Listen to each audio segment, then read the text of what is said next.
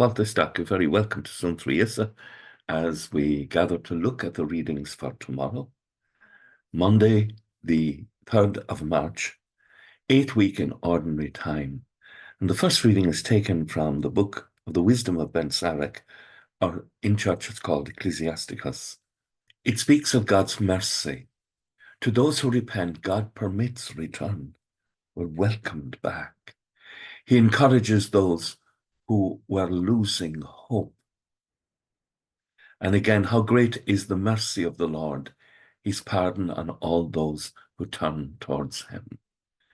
And in the wisdom literature, they're speaking about that this will bring profound peace into your life, to be at one with God. That's picked up in the Psalm. Happy the person whose offense is forgiven, whose sin is remitted. This is Psalm 32. Oh, happy the man to whom the Lord imputes no guilt, in whose spirit there is no guile, who has been transformed by God's grace.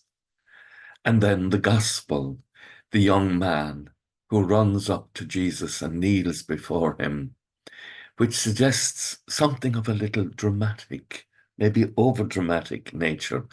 Good master, what must I do to inherit eternal life? And the first thing Jesus does is, well, he addresses the dramatic approach. Why do you call me good? No one is good but God alone. You know the commandments.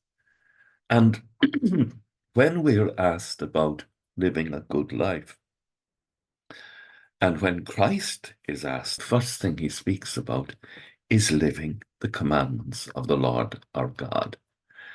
And he will give us the grace through his sacrifice on Calvary, where John has that beautiful moment at the end of Jesus' life that he yields up the Spirit, the ability to be able to keep God's commandments. We come into the freedom to the sacrifice of Christ on the cross to be able to live the commandments. God supplies the grace. The young man still isn't satisfied, and he goes further and asks, but I have kept all these. Jesus looked steadily at him and loved him. It's important for us to grasp this, that Jesus, though he has corrected him, does love him. And he says to him, well,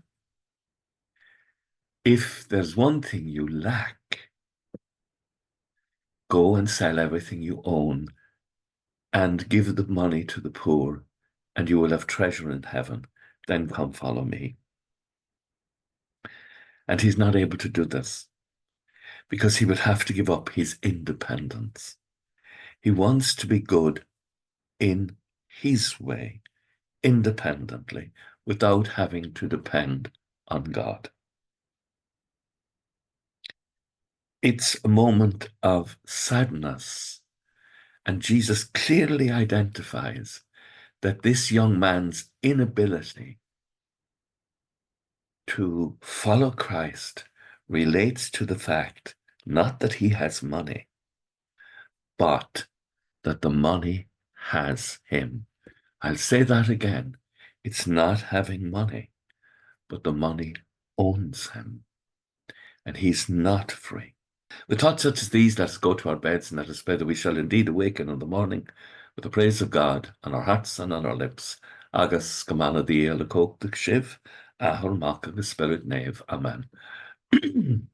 Slán go fóill.